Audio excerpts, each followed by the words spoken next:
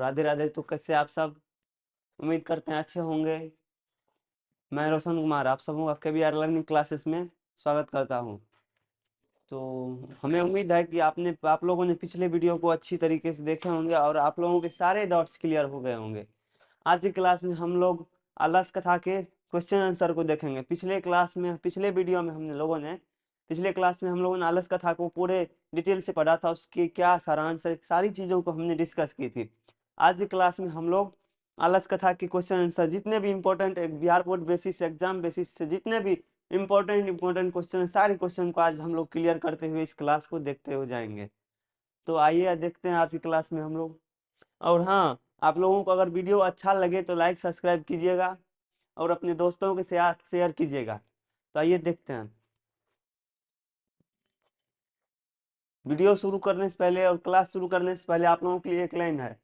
ठोकरें खा करके भी ना संभले तो मुसाफिर का नसीब। ठोकरें खाकर भी ना संभले तो मुसाफिर का नसीब, वरना पत्थरों ने तो अपना फर्ज निभा ही दिया। मतलब इसका कहने का अर्थ है कि अगर ठोकर पत्थर से आदमी ठोकर खाता है तो वो पैर उठा के चलता, अपने आप को संभल के चलता है। तो पत्थर ने तो अपना फर्ज निभा ही दिया। जैसे कि हम तो आप लोगों को बताएंगे ही ना कि हम अपना फर्ज निभा रहे हैं। आप लोग याद कीजिए, पढ़िए, अच्छे से पढ़िए, अच्छे नंबर लाइए। अब आप लोगों की जिम्मेदारी है उसको संभलना या ना संभलना।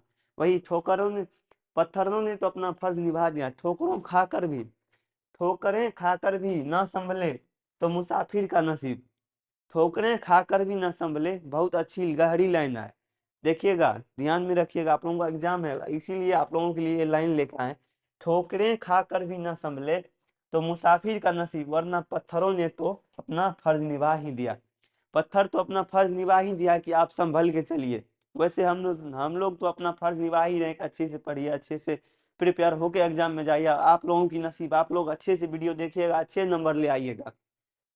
तो आप लोगों की नसीब की आप लोग किस तरीके से, आप लोग कैसे प्रिपेयर कर रहे हैं एग्जाम, आप लोग पे डिपेंड करता है। तो हमारे साथ जुड़े रहिए और आगे देखते हैं क्वेश्चन आंसर। आलस कथा के क्वेश्चन आंसर को देखते हैं। आलस कथा का सबसे पहला क्वेश्चन आंसर है, सबसे पहला क्वेश्चन है, मिथिला मंत्री क आसित। इसका अर्थ है मिथिला के मंत्री कौन थे। मिथिला के कवि कौन थे? आप लोगों ने पिछले वीडियो में देखा होगा, हमने आलस कथा में ये बताया था कि मिथिला में एक वीरेश्वर नाम का मंत्री था जो बहुत करुणाशील, दानशील था, दयावान था। वो आलसी लोगों पर दान किया करता था, भोजन वस्त्र, उसके इच्छा अनुसार उसको भोजन वस्त्र दिया करता था। तो मिथिलायाम मंत्री को आसित, मिथिला के मंत्री कौन थे? तो मिथिलायाम मंत्री, देखिए इस तरीके से क्वेश्चन आएगा तो आप लोगों को अगर संस्कृत में क्वेश्चन रहे तो उसका आंसर संस्कृत में ही देना है। देखिए इस तरीके से क्वेश्चन आप लोगों को 2 नंबर में आएंगे तो उसका आंसर भी संस्कृत में ही देना। तो मिथिलायाम मंत्री को आसित, मिथिला के मंत्री कौन थे? तो मिथिलायाम मंत्री वीरेश्वर आसित। इसका आंसर होगा मिथिलायाम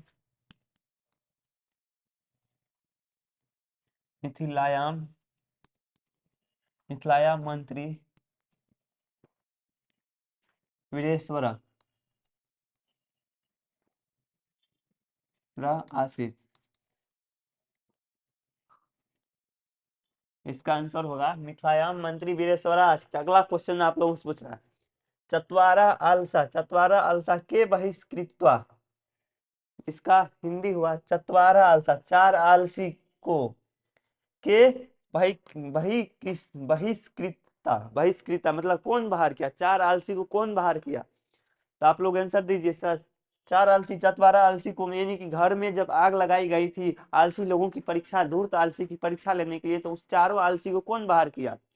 तो इसका आंसर बताइए आप लोग कमेंट कीजिए, इसका आंसर बताइए। चतवारा आलसी कौन बाहर किया? चारों आलसी को कौन बाहर किया? नियोगी पुरुष, नियोगी पुरुष, वर्ध भय, नियोगी पुरुष वर्ध भय, वर्ध के भय से नियोगी पुरुष ने उसके वध के भय से, उसके मरने के डर से उसको बाहर किया। वर्ध भय बहिष्कृत बहिष्कृता। बहिष्कृता चत्वारः पुरुष कौन, चारों पुरुष का कौन बाहर किया था, तो नियोगी पुरुष वर्द भय बहिष्कृतवा।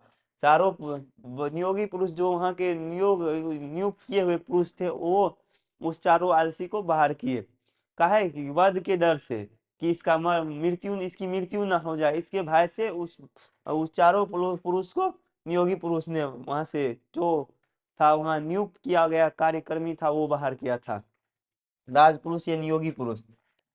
आप लोगों का अगला क्वेश्चन है, धूर्त कथम, धूर्ता कथम पलायति।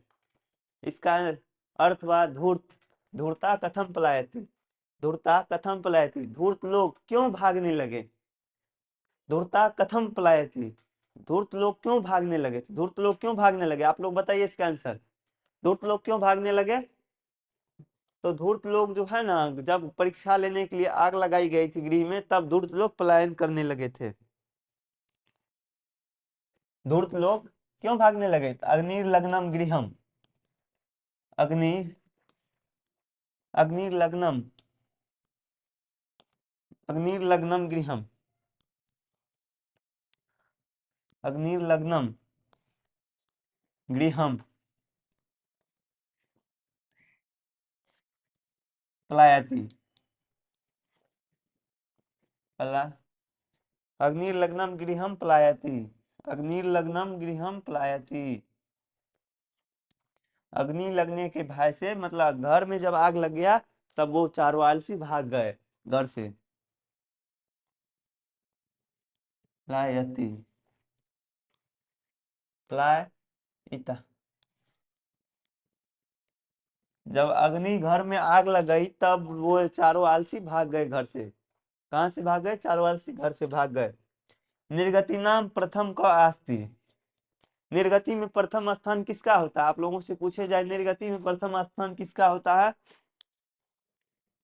निर्गति में प्रथम स्थान किसका होता है, तो आप लोग आंसर दीजिए, निर्गति में प्रथम स्थान किसका होता है।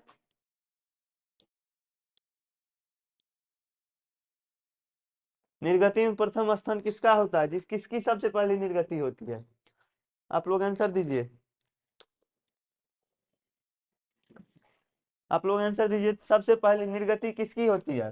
निर्गति प्रथम नाम आलसा अस्थि, मतलब निर्गति में प्रथम स्थान आलसी लोगों का होता है, क्योंकि वो लोग खुद पे डिपेंडेंट नहीं होता, खुद काम करना नहीं चाहता है। निर्गति में पहला स्थान किसका होता है, आलसी लोगों का होता है। निर्गति नाम,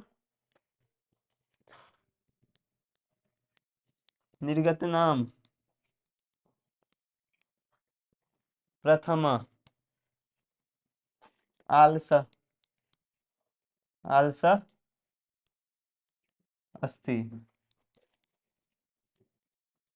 निर्गति में प्रथम स्थान किसका होता है, निर्गति में प्रथम स्थान आलसी लोगों का होता है। अगला क्वेश्चन देखिए आप लोग, अगला क्वेश्चन आप लोगों से कह रहा है कि स्त्री नाम का गति, स्त्री के गति के, स्त्री किससे की, स्त्री की गति किससे होती है, मतलब स्त्री किस पे डिपेंडेंट होता है, किस पे निर्भर होता है, स्त्री नाम गति, स्त्री नाम, स्त्री नाम पति गति, स्त्री नाम गति पति, मतलब स्त्री के गति के जिम्मेदार पति होते हैं, कि स्त्री किस तरीके से रहेंगे, अच्छे से रहेंगे या नहीं रहेंगे, सारी चीजों की जिम्मेदार स्त्री के, स्त्री के गति के जिम्मेदार उसके पति होते हैं, कि उसको अच्छे से रखना है या नहीं रखना है, किस तरीके से रहेंगे, सारी चीजों के जिम्मेदार उसके पति होते हैं, किस तरीके से स्त्री रहे उसके घर में। स्त्री नाम, स्त्री नाम गति पति, स्त्री की गति पति से होती है, गति पति। इसका आंसर हुआ स्त्री नाम गतिपति, स्त्री की गति पति से होती है।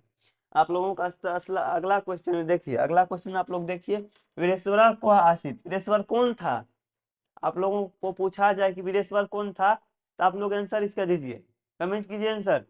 वीरेश्वर कौन, वीरेश्वर को आसित, वीरेश्वर कौन था, तो वीरेश्वर मिथिलाया, मिथिलाया का मंत्री आसित, वीरेश्वर, वीरेश्वर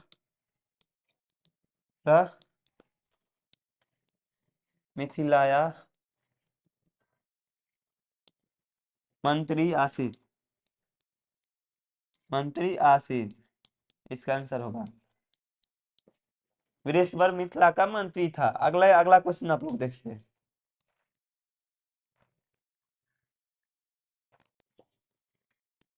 अगला क्वेश्चन है, देखिए अगला क्वेश्चन पूछ रहा है, आलस कथा आलस कथाया रचनाकार कहो। आलस कथा के रचनाकार कौन है? आलस कथा के रचनाकार कौन? ये क्वेश्चन बार बार पूछे जाते हैं, आप लोग को आने की संभावना, ये वीवीआई क्वेश्चन है। आलस कथा के रचनाकार कौन है?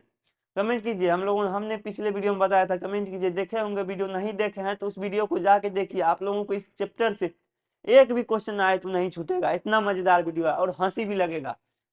कैसे क्लास खत्म हो जाएगा आप लोगों को पता भी नहीं चलेगा, और उस क्लास में बोर्ड फील भी नहीं होगा। मतलब अपने आप में एक एनर्जेटिक महसूस होगा कि हाँ पढ़े हैं हम आज। जाके वो वीडियो को देखिए, इस चैप्टर, तब इस क्वेश्चन आंसर को देखिए, आप लोगों को अपने अंदर गर्व भी होगा कि हाँ हमारे अंदर अब आए थोड़ा सा नॉलेज।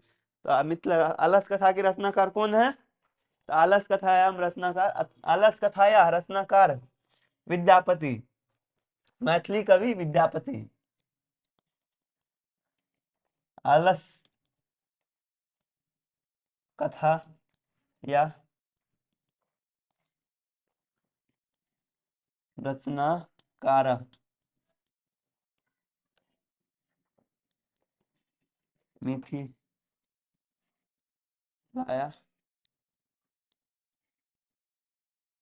कवि, मिथिलाया कवि विद्यापति, विद्यापति आसित, विद्यापति आसित। आलस कथा के रचनाकार कौन है? मैथिली कवि विद्यापति है। आलस कथा के रचनाकार कौन है? आप लोगों से पूछे जाए आलस कथा के रचनाकार कौन है, तो आलस कथा के रचनाकार विद्यापति, मैथिली कवि विद्यापति है। अगला क्वेश्चन देखिए, कति पुरुषा सुप्ता आसीत। इसका आंसर, इसका अर्थ हुआ कति पुरुषा सुप्ता आसीत, कितने पुरुष सोए हुए थे, कितने पुरुष सोए हुए थे, कति पुरुष सुप्ता आसीत। तो इसका आंसर होगा, आप लोग आंसर दीजिए कि जब घर में आग लगी तो कितने आदमी सोए रह गए और कौन कौन प्लान हो गए। तो इसका आंसर होगा चत्वारः पुरुष सुप्ता आसीत, चत्वारः पुरुष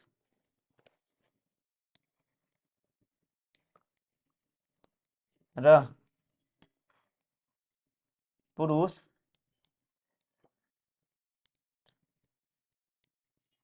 सुप्ता आसीत,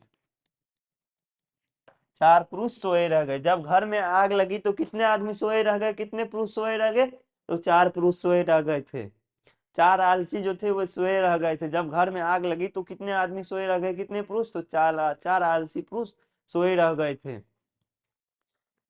वो नहीं भाग रहे थे। अगला क्वेश्चन देखिए, वीरेश्वर केभ्य इच्छा भोजनम दापयति। वीरेश्वर किसको इच्छा पर भोजन करवाता था? आलसी लोगों, वीरेश्वर किसको इच्छा पर भोजन करवाता था? ये क्वेश्चन भी वीवीआई क्वेश्चन है, बार बार पूछे गए क्वेश्चन है, पूछे जा सकते हैं इस बार हिस्सा। जितने भी हम क्वेश्चन बता रहे हैं सारी क्वेश्चन पूछे जाने की संभावना, सारे के सारे क्वेश्चन। तो आप लोग इस क्वेश्चन को इंपॉर्टेंट समझ के याद कीजिए, याद करना है।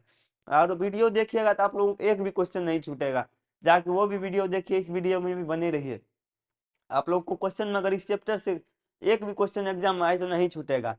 तो ये पूछ रहे वीरेश्वर के भी इच्छा भोजनम, वीरेश्वर किसको इच्छा पर भोजन करवाता था? दीजिए आप लोग आंसर इसका फटाफट।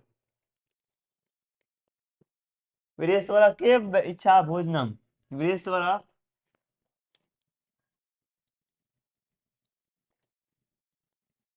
वीरेश्वर आलस्य आलस आलस भय आलस्य इच्छा इच्छा भोजनम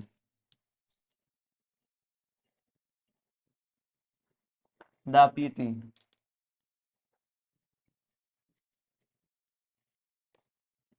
वीरेश्वर जो मंत्री था वो किसको इच्छा पर भोजन करवाता था? तो वीरेश्वर मंत्री आलस लोगों को इच्छा पर भोजन करवाता था। आप लोगों को शॉर्ट क्वेश्चन इस चैप्टर से जितने भी शॉर्ट क्वेश्चन है अब आप लोगों को दिखाए। देखिए इस तरीके से आप लोगों से क्वेश्चन पूछा जाएगा शॉर्ट क्वेश्चन में, जो कि 3 नंबर 2 नंबर 3 नंबर के क्वेश्चन में ये इस तरीके से क्वेश्चन आएंगे। और ये जितने भी क्वेश्चन हम बता रहे हैं सारे के सारे क्वेश्चन इंपॉर्टेंट है, आप लोगों को ध्यान में रखना है सारे क्वेश्चन। तो देखिए क्वेश्चन क्या कहता है, विद्यापति कौन थे, उन्होंने किस ग्रंथ की रचना की तथा आलस कथा में किसकी कहानी है? 6 वाक्यों में लिखें अथवा आलस कथा का सारांश। मतलब ये क्वेश्चन और ये क्वेश्चन, तीनों चारों क्वेश्चन एक ही क्वेश्चन है। अगर इस चारों क्वेश्चन में से आप लोगों को एक भी दिख जाए तो उसका आंसर एक ही होगा। विद्यापति कौन थे? उन्होंने किस ग्रंथ की रचना की थी तथा आलस कथा में किसकी कहानी है? आलस कथा में किसकी कहानी है?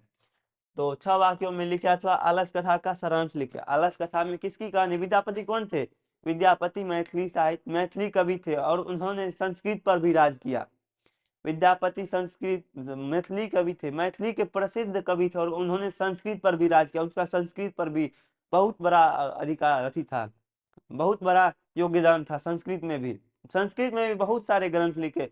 तो विद्यापति ने पुरुष परीक्षा नाम का एक ग्रंथ लिखा, उसमें आलस कथा का वर्णन है। आलस कथा एक सारांश है, उसी से लिया गया है।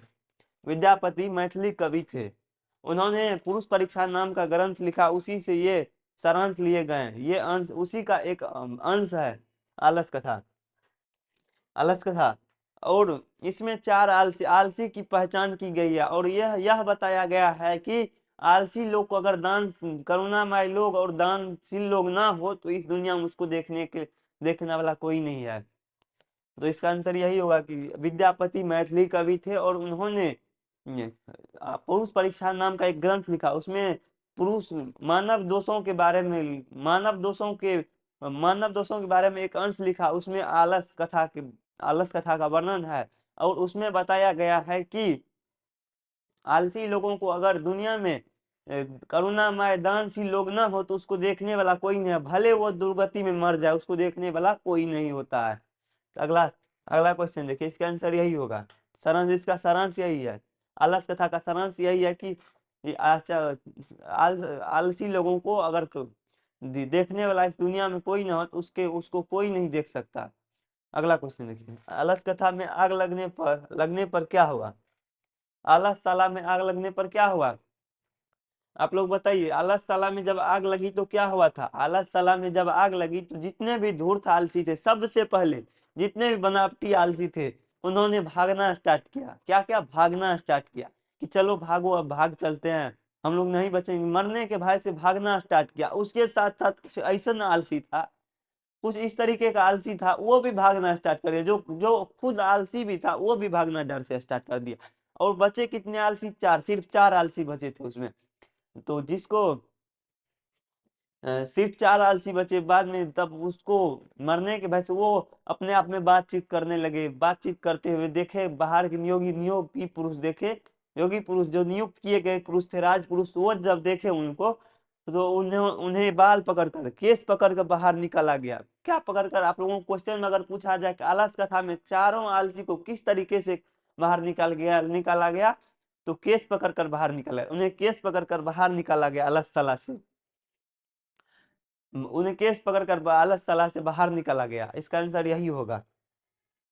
और बाद में उसे वहां से विदा किया गया, वहां से अच्छे और ज्यादा उन्हें और ज्यादा वस्त्र अन्न वस्त्र दे के उन्हें विदा किया गया वहां से। अगला क्वेश्चन देखिए आप लोगों से क्या पूछता है। अगला क्वेश्चन कह रहा, आलस कथा पाठ में वास्तविक आलसियों की पहचान कैसे हुई? आलस कथा पाठ में वास्तविक आलसियों की पहचान कैसे हुई?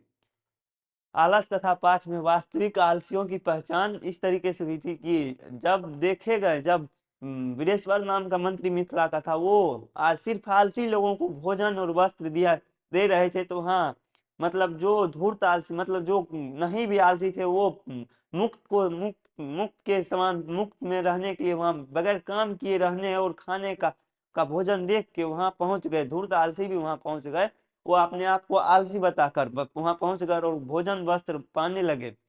तब तब वहां नियुक्त किए गए पुरुष ने यह विचार किया, अपने आप में विचार विमर्श किया गया कि अब क्या किया जाए।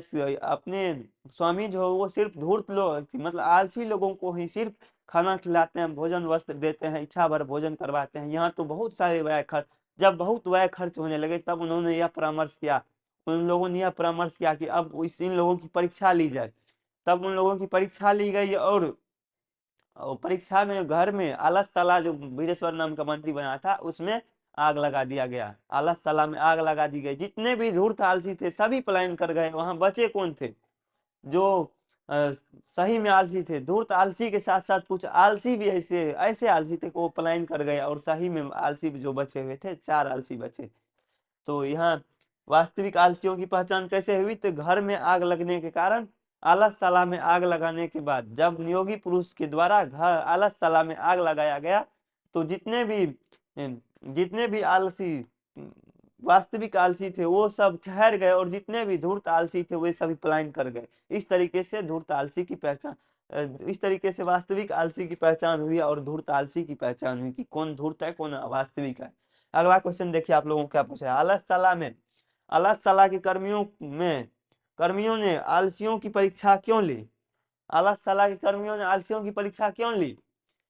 जब उन्होंने देखा कि ये जो है ना, स्वामी के द्वारा, मतलब वो अपने वृषभर मंत्री के द्वारा जितने ब्याज दिए जाते थे उससे ज्यादा खर्च होने लगे। जितने ब्याज आलसियों को खाने वस्त्र के लिए दिए जाते थे उससे ज्यादा खर्च होने लगे। तब उन लोगों ने परामर्श किया कि आलसियों की परीक्षा ली जाए। जिसने भी धूर्त आलसी है उन आलसियों की परीक्षा ली जाए, और उसके बाद उसकी परीक्षा ली गई और ये बताया गया, और अब परीक्षा ली गई और घर में आग लगाकर परीक्षा ली गई और देखा गया कौन धूर्त है कौन सही में आलसी है। तो इसका आंसर क्या लिखना है? आलसशाला के कर्मियों ने आलसियों की परीक्षा क्यों ली?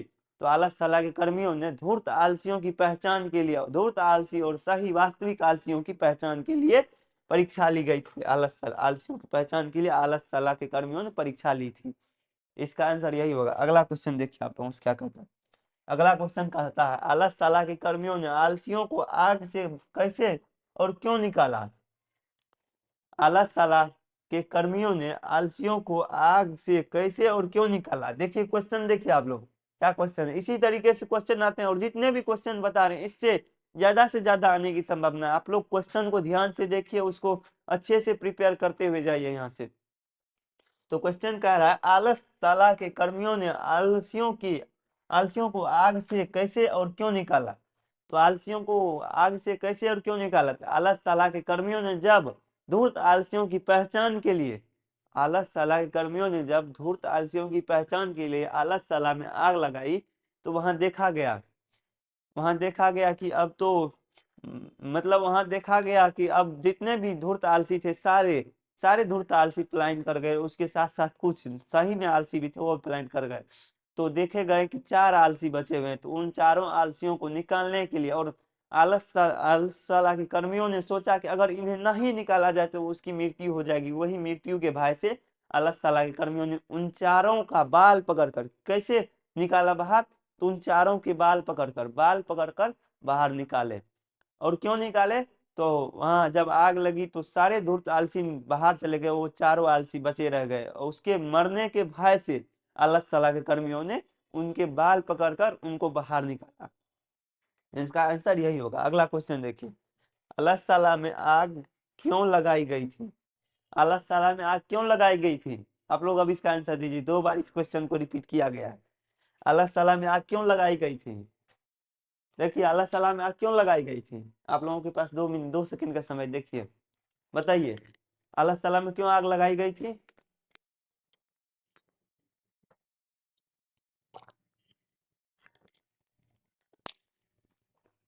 आलसशाला में आग इसलिए लगाई गई थी क्योंकि वहां धूर्त आलसियों जो बनावटी आलसी थे वहां ज्यादातर संख्या में आ गए। मुफ्त में राशन वस्त्र पान को देखकर, मुफ्त में भोजन, इच्छा भर भोजन को देखकर धूर्त आलसी वहां बहुत सारे आ गए और ज्यादा खर्च होने लगे।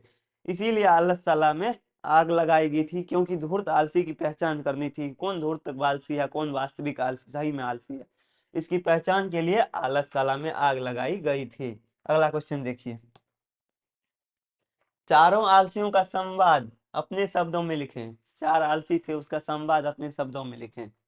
4 आलसी थे, यह किस पाठ से लिया गया? आलस कथा से लिया। चारों आलसी का संवाद क्या था? आप लोगों को हमने पता था। ये चारों संवाद सुन के आप लोग वीडियो में जाइएगा, बहुत हंसी लगेगा। पिछले वीडियो को देखिएगा, इस आलस कथा वाले वीडियो को देखिएगा, बहुत हंसी लगेगा। देखिए क्या क्या कह रहा था। चारों आलसियों का संवाद अपने शब्दों में लिखे। पहले आलसी था। यह आलस कथा पाठ से लिया गया। लिखना, यह आलस कथा पाठ से लिया गया। इसमें जब पुरुष परीक्षा के लिए मतलब जब आलसियों की परीक्षा के लिए आग लगाई गई तो सारे आलसी पलायन कर गए, और जो वास्तव में मतलब सारे धूर्त आलसी पलायन कर गए, जो वास्तव में आलसी थे वहां वो ठहर के रह गए। और उनकी पहचान के लिए आलसशाला में आग लगाई गई। उनकी पहचान के लिए आलसशाला में आग लगाई गई, और सारे आलसी जब भाग गए तो वहां 4 आलसी बचे। पहले आलसी क्या बोला कि अरे इतना हल्ला क्यों, मतलब सब जब भाग रहे थे तो वो कहा अरे इतना हल्ला क्यों हो रहा है, ये इतना कोलाहल क्यों हो रहा है। तब दूसरे आलसी ने कहा लग रहा है, दूर से दूसरे आलसी ने तर्क भरे शब्द में कहा लगता है कि घर में आग लगा है। तब तीसरे आलसी ने कहा कोई ऐसा, मतलब तीसरे तीसरे आलसी ने बोला कि कोई ऐसा धार्मिक पुरुष नहीं है जो अपने ऊपर चादर डाल दे या भींगा हुआ चटाई या पानी से अपने लोगों के ऊपर आग बुझा दे, मतलब आग ना लगे अपने लोगों के ऊपर भींगे हुए चटाई या भींगे हुए वस्त्र को डाल दे ताकि हम लोग बच जाए।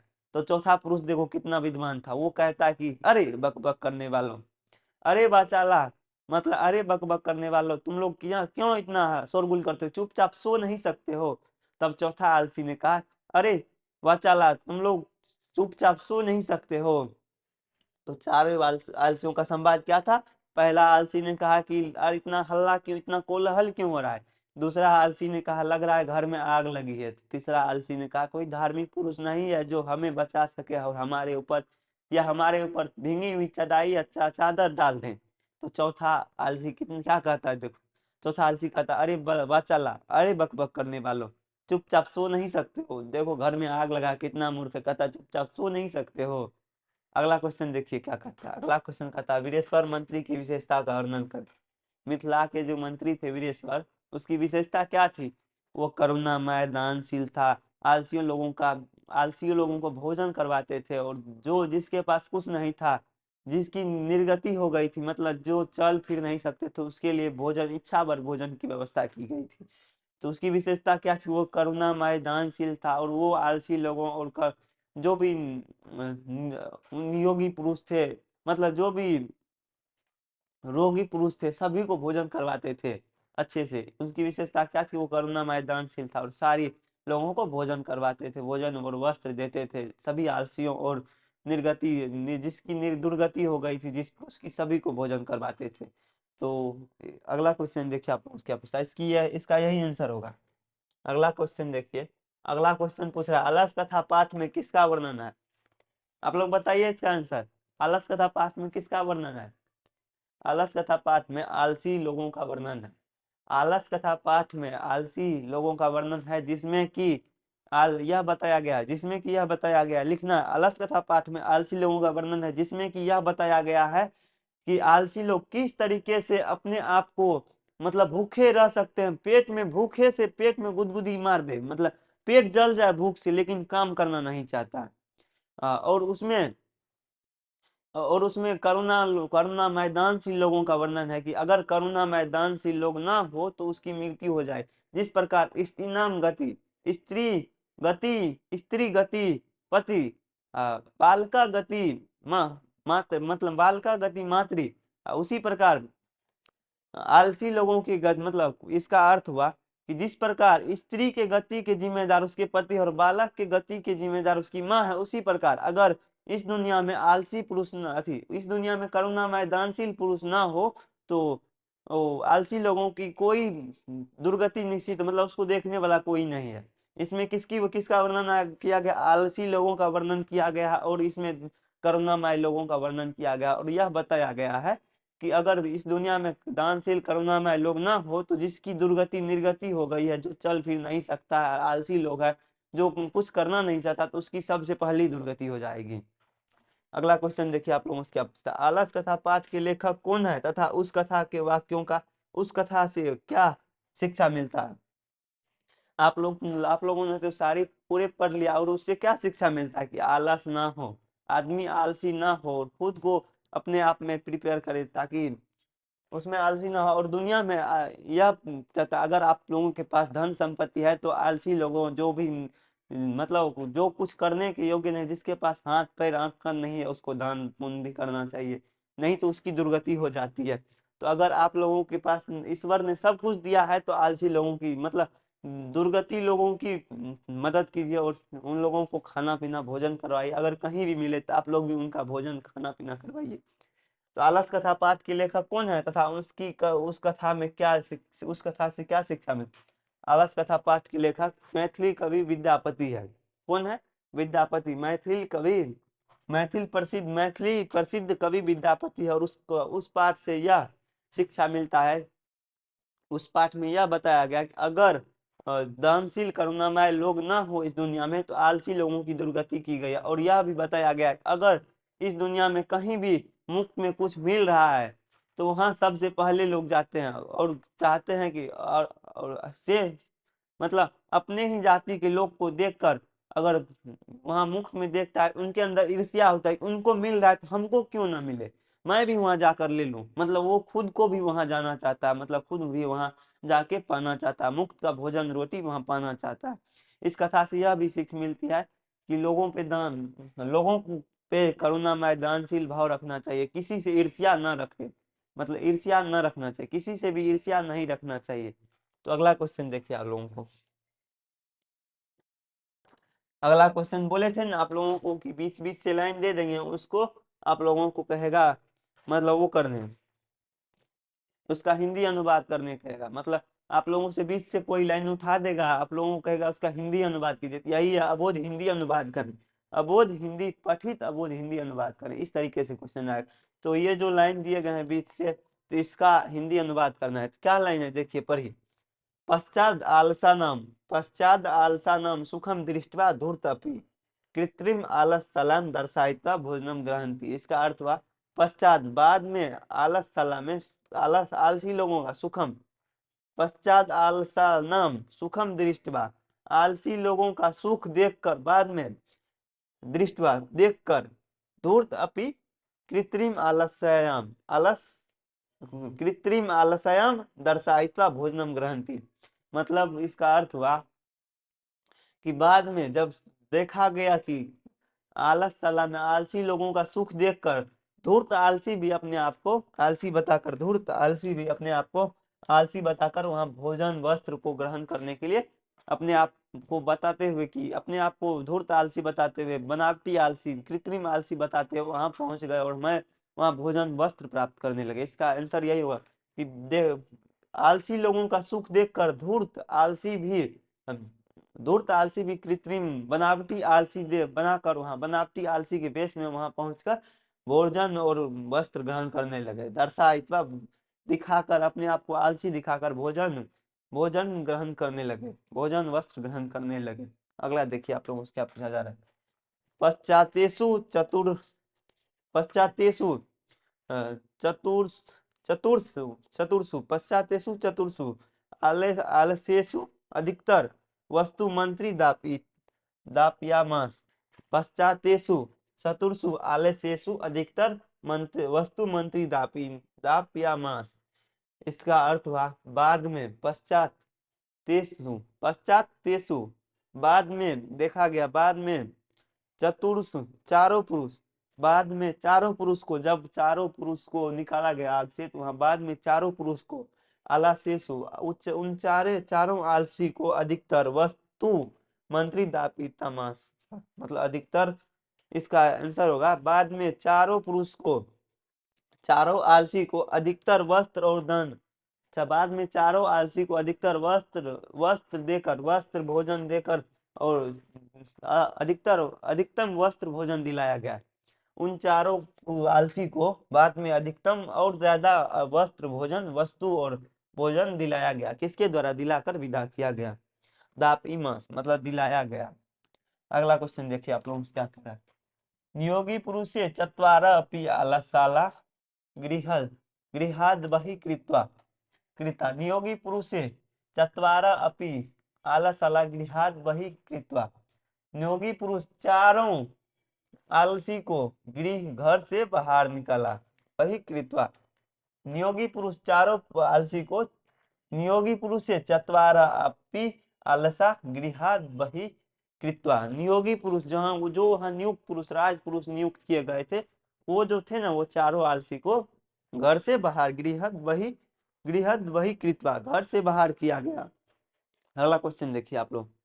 पश्चाद आलसानाम सुखम दृष्ट्वा धूर्त अपि कृत्रिम आलस्यायाम दर्शयित्वा भोजनम ग्रहन्ति।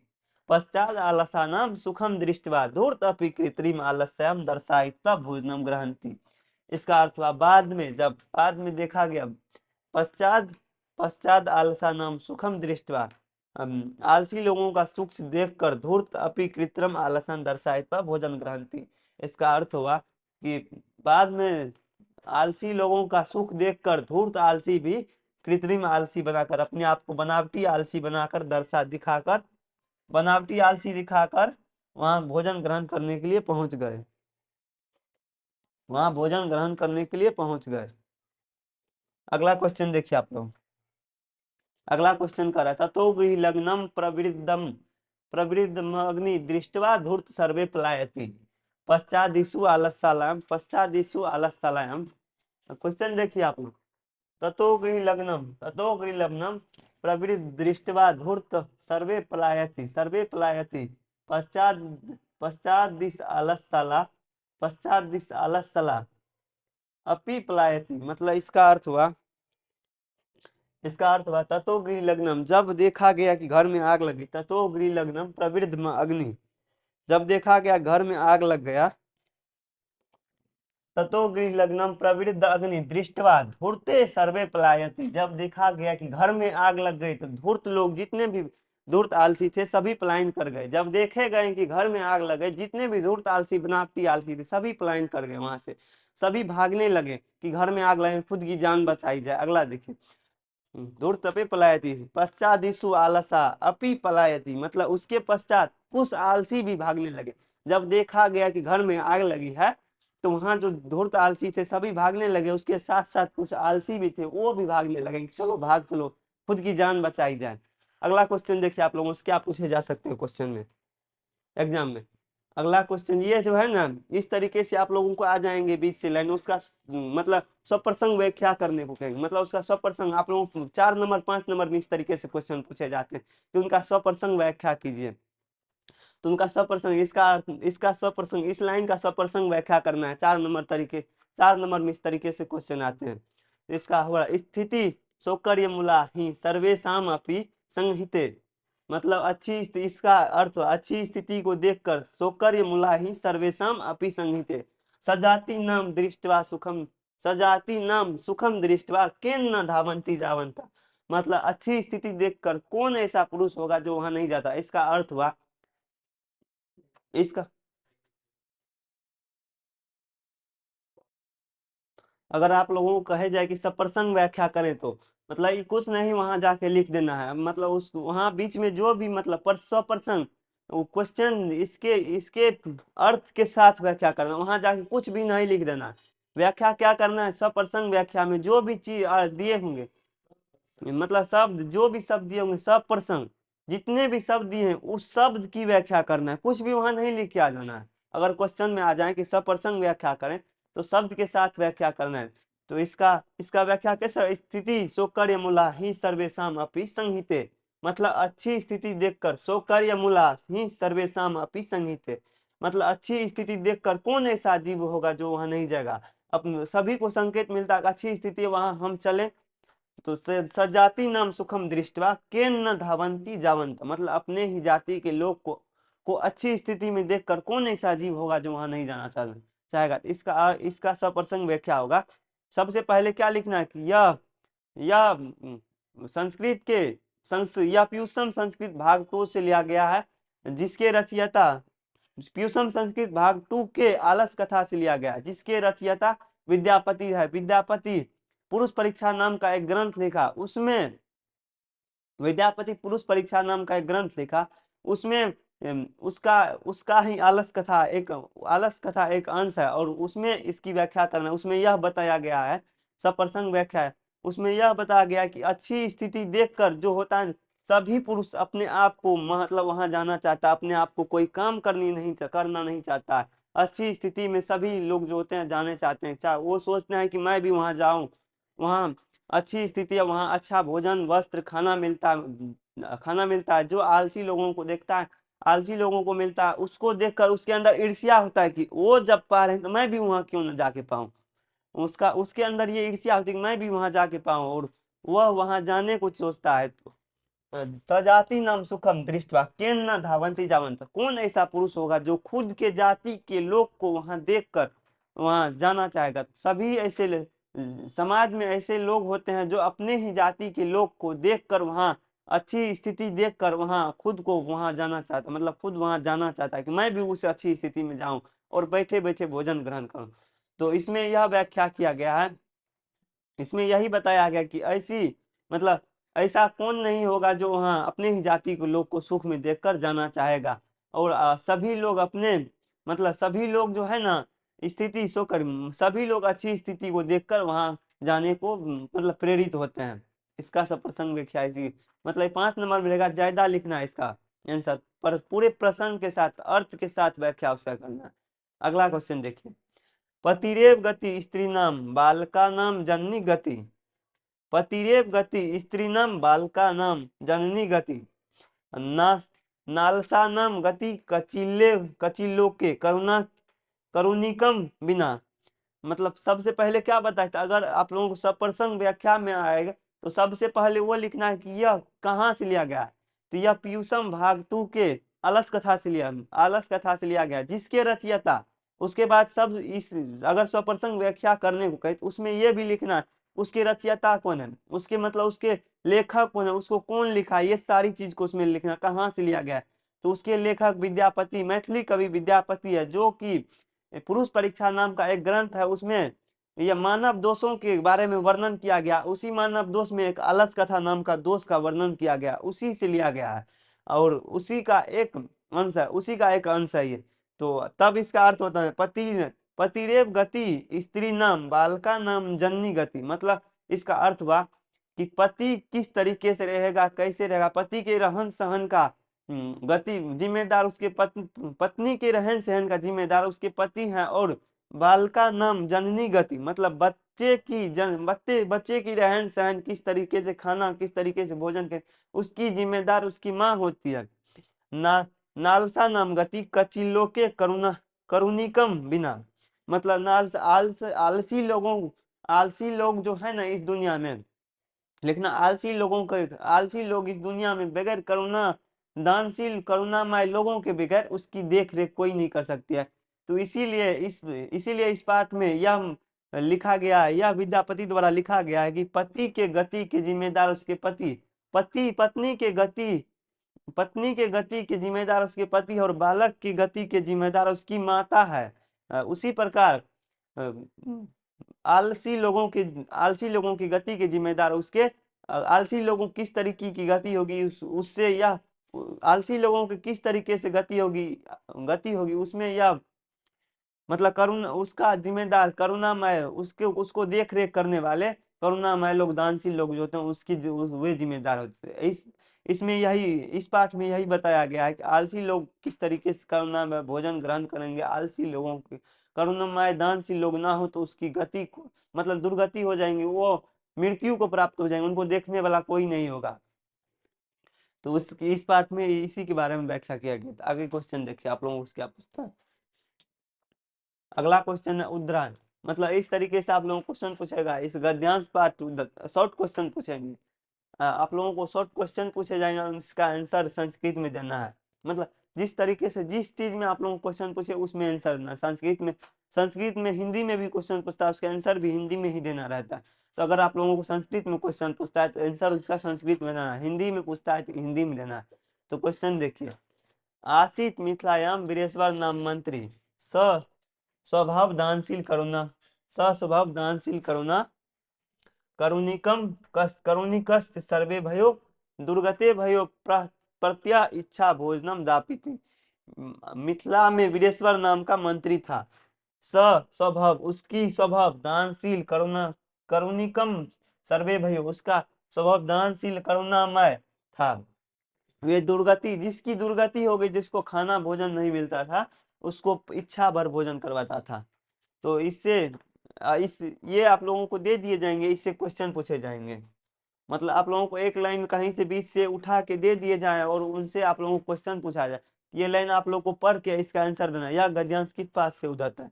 वो किस पाठ से लिया गया है? यह गद्यांश आलस पाठ से लिया गया है।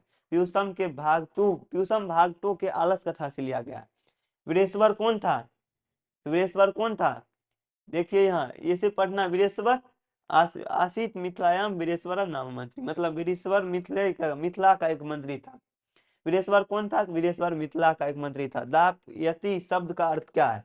दापयती शब्द का अर्थ क्या है? दान करना, मतलब भोजन ग्रहण करना, दान करना। दापयती मतलब दिलाना। दापयती शब्द का अर्थ दिलाना है, भोजन ग्रहण करवाना है।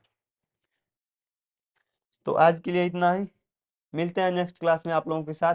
और अगर आप लोगों को अच्छा लगा हो तो वीडियो को लाइक से सब्सक्राइब और अपने दोस्तों के साथ शेयर करें, ताकि वो भी इस वीडियो का लाभ उठा के एग्जाम में अपने अपने आप को प्रिपेयर करके सही तरीके से वहां पहुंचे, कि उनको भी ना ये महसूस हो कि हम नहीं पढ़े हैं। जब आप लोग पढ़ रहे हैं तो अपने दोस्तों के साथ शेयर करें और अपने ग्रुप में भी शेयर करें, ताकि और अच्छा लगा हो तो कमेंट करें। कमेंट से हम लोगों की एनर्जी मिलती है और एक अगले क्लास में और जोश के साथ पढ़ाने का मन करता है। मतलब जब ये कमेंट मिलता है कि हाँ, आप लोग कमेंट करते हैं तो अपने अंदर होता है कि हाँ बच्चे लोग देख रहे हैं, और एनर्जी के साथ पढ़ाने की इच्छा होती है।